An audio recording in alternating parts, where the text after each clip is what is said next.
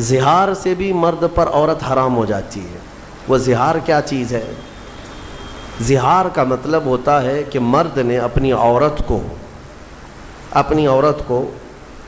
کبھی یوں کہا، اپنے محرم عورتوں میں سے کسی ایک سے اس کو تشبیہ دیا۔ محرم عورتیں کیا ہیں؟ تمہاری ماں ہے، بہن ہے، بیٹی ہے، تمہاری پھوپھی ہے، خالہ ہے، یہ سب وہ عورتیں جو تم پر حرام ہیں، ہمیشہ کے لیے حرام ہیں، ان سے نکاح نہیں کر سکتے تم۔ ماں سے نکاح نہیں کر سکتا، بیٹی سے، بہن سے، بھانجی سے، بھتیجی سے، خالہ سے، پھوپھی سے، یہ محرم عورتیں حرام ہیں تم پر نکاح کرنا ان سے۔ ان عورتوں میں سے کسی ایک سے تم نے اپنی بیوی کو تشبیہ دیا، ایسے کہا کہ تو میرے لیے میرے ماں کے فلاں چیز کی طرح ہے، یا تو میرے لیے میری بیٹی کی طرح ہے، یا میری بہن کی طرح ہے، اس کو کہتے ہیں زہار۔ محرم عورتوں سے ان کو تشبیہ دینا اپنی بیویوں کو، یہ زہار ہے، اور عورت حرام ہو جاتی ہے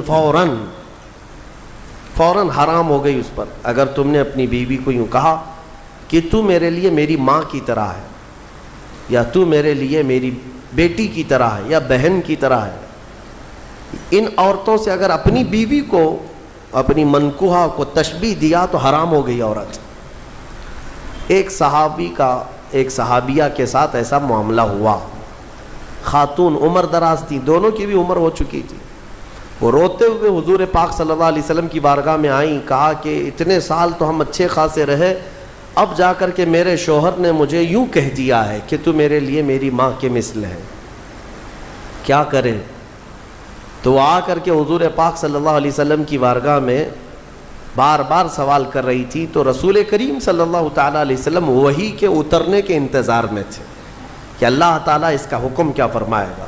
تو اللہ تعالیٰ نے پوری سورہ اتار دی، قد سمع اللہ قول التی تجادلک فی زوجہا، تحقیق کہ اللہ نے اس خاتون کی بات سن لی جو اپنے شوہر کے معاملے میں آپ سے بحث کر رہی ہے، وتشتکی الی اللہ، اور اللہ کی بارگاہ میں شکایت کر رہی ہے کہ میرا معاملہ کیا ہے، بتا دیا جائے۔ تب رب تبارک و تعالیٰ نے پورے احکامات اس میں بیان کر دی کہ عورتوں کو اگر کسی نے اپنے ماں کے مثل کہا تو پہلی بات تو یہ، عورتیں تمہاری نہ ماں ہیں، نہ تمہاری بیٹیاں ہیں، نہ تمہاری بہنیں ہیں، اس طرح کی بات کہنا حرام ہے۔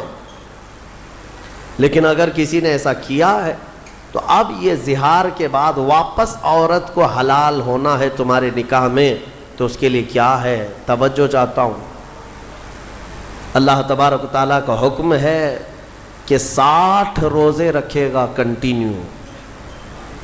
والذین یظاہرون من نسائہم ثم یعودون لما قالوا فتحریر رقبۃ من قبل ان یتماسا۔ پہلے تو یہ ہے کہ ایک غلام آزاد کرے، غلامی کا دور ہے نہیں، جب غلام ہوا کرتے تھے تو ایک غلام آزاد کرتا تو عورت اس کے لیے حلال ہو جاتی۔